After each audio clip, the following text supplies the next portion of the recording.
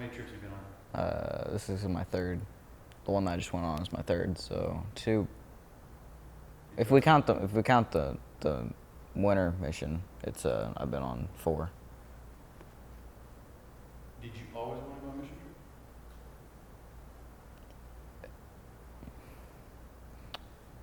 trip? Before, it's always like, well, I don't want to go and sleep on the ground or on an air mattress all the time. And I don't want to go lose all my electronics and all the friends I know and get out of my comfort zone. But after I do it, I kind of appreciate it more. But that's everyone does because that's what it's all about. Is it's a week to unplug. It's a week to kind of connect. People say connect with the outside world, connect with the inside world, kind of. Did you want to go your first year? I didn't know if I did or didn't, but I was really curious because I'd heard a lot of things about how cool it was, but it was also hard. First year I went, I built a big ramp, and it kind of had made a good impression on me because my dad had been teaching me carpentry because that's what he does for a living, and so kind of use some real world skills, I guess. So if there's a seventh grader out there that's coming in and they're nervous about going, or they just don't want to go, I don't want to waste myself. What would you say to convince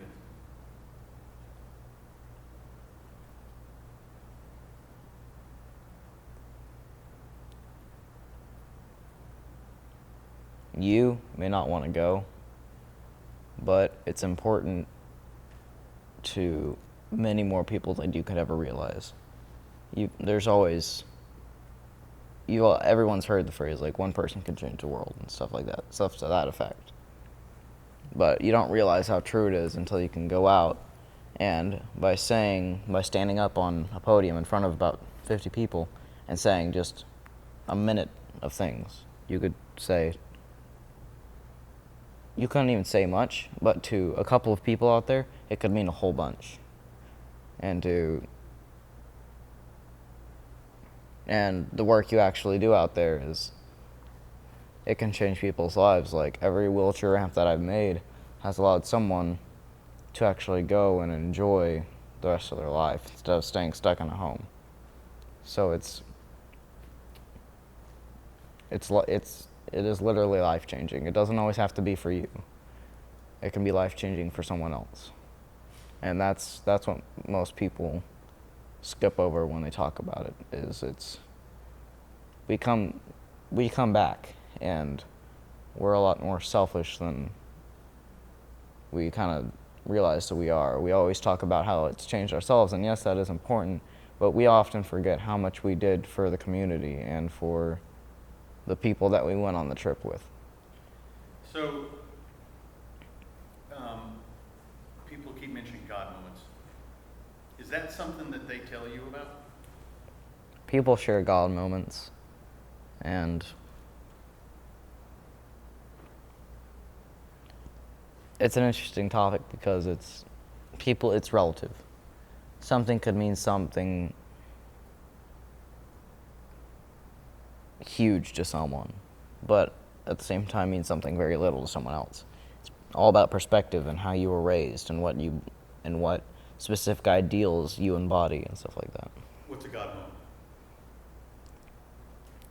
It really depends. It can be when someone stood up. Oh, let me tell a story. There is this old man, not old, but well-aged man that went on our mission trip. His name was Paul. He was awesome. And when he came, he used to be skeptic about where our nation was going because he said, I'm kind of going to cite what he said, is that he had spilled blood, guts, and tears for this country, and he was worried about what this generation would do with it. And so, after going on mission trip, on Friday night, he got up and said that no one has to worry about where this country is going because we have a great generation that's going to raise up our country. And a whole bunch of people thought that was a God moment. And I thought it was awesome. But it really depends on who you are and what you do. So here's an old telling a young something that you're not used to hearing from an old. Exactly. How'd that make you feel? I had heard people say it before, but most people say it and don't believe it because they see things that are happening in the country and they give up. They kind of lose hope, and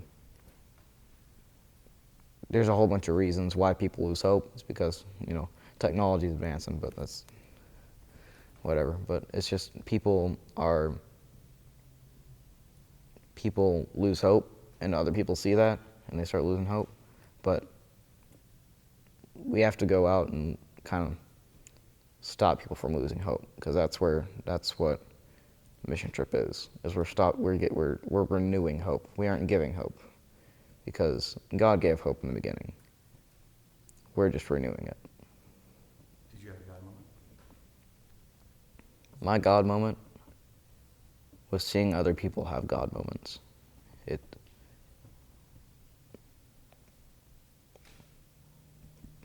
When people who came on the mission trip, who had problems, and they had done something, and they had seen something, or something affected them in a way that they didn't think would, and they had a God moment, that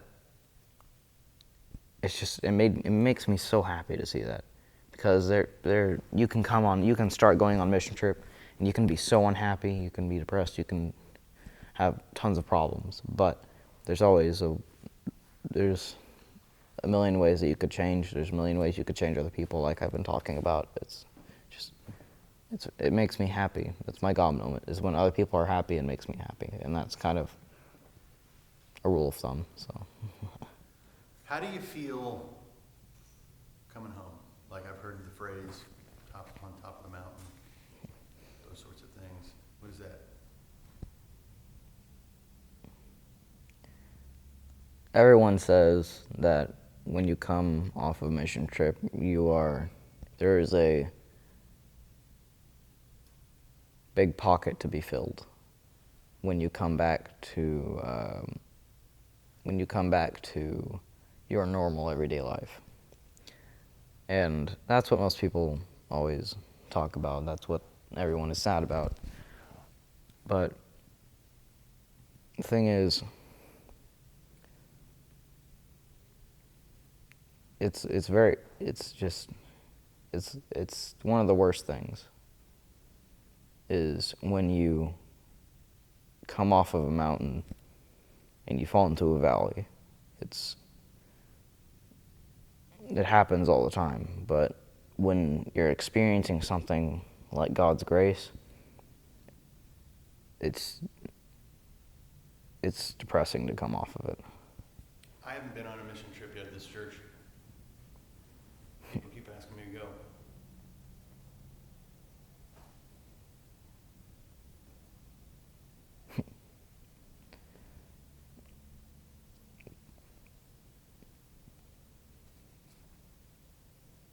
Then it's your choice. You think I should? Why should I?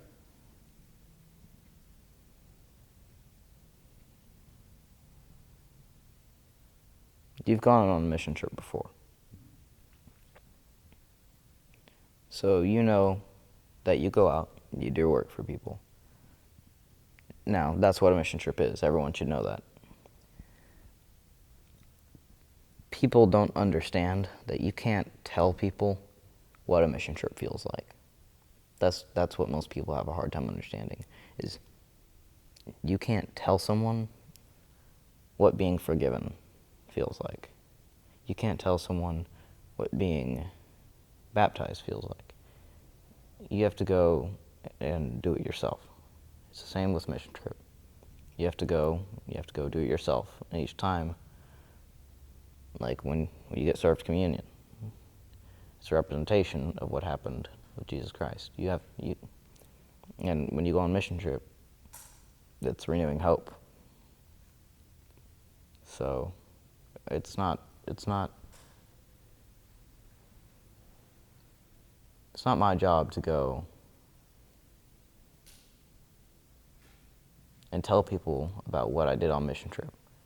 Our job is to go and tell people to go on mission trip, to go get baptized, to go get communion, to realize what communion is, to go believe in Jesus Christ. Because people always talk about mission trip, and because it's a thing you get to do with your church, it's a thing that you get to do in a group, and you get to experience it and share it with other people. But what people don't realize and don't really register, you hear it a lot, is that you can go on mission trip anytime you want to. There's 7 billion people out there. There's got to be someone you can help. What's the shirt mean? You want to show it?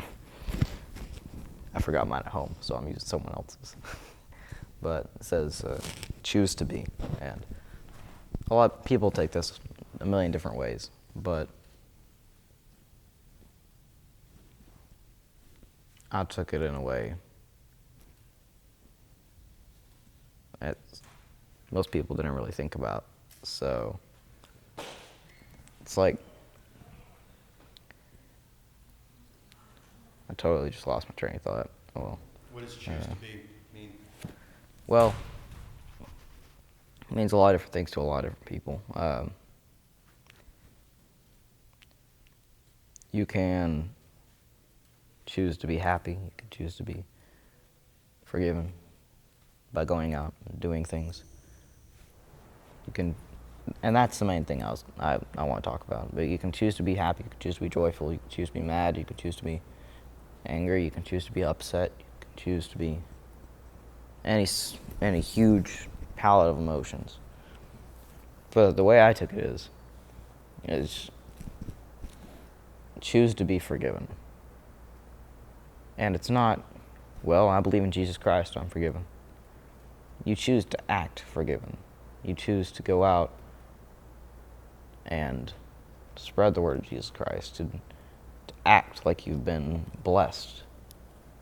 And that's the hardest thing to do. That is the single most hardest thing to do.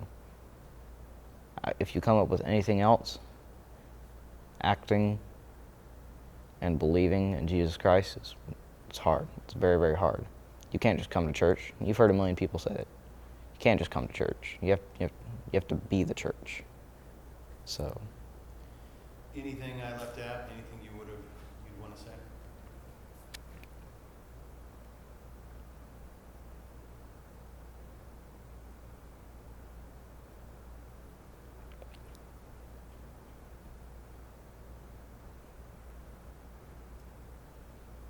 Just wait a minute, collecting my thoughts.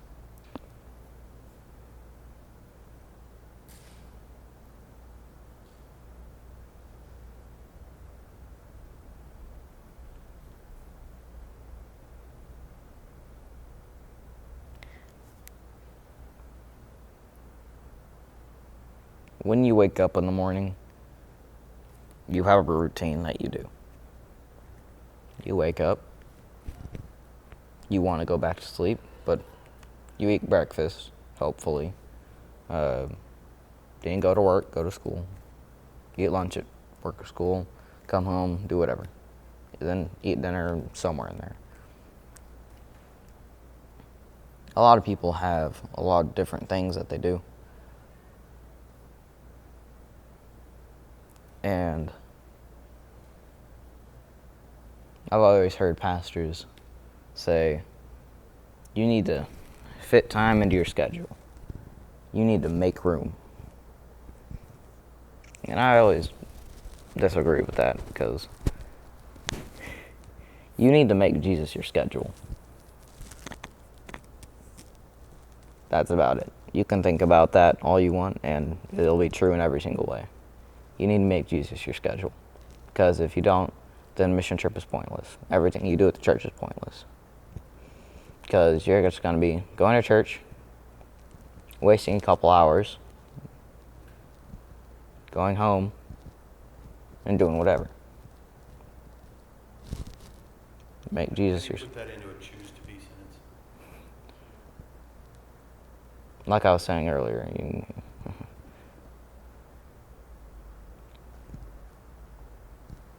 choose to be forgiven and choose to be free.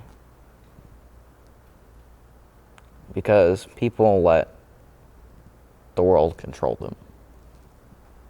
And you can't do that with Christianity. You can't let the world control you.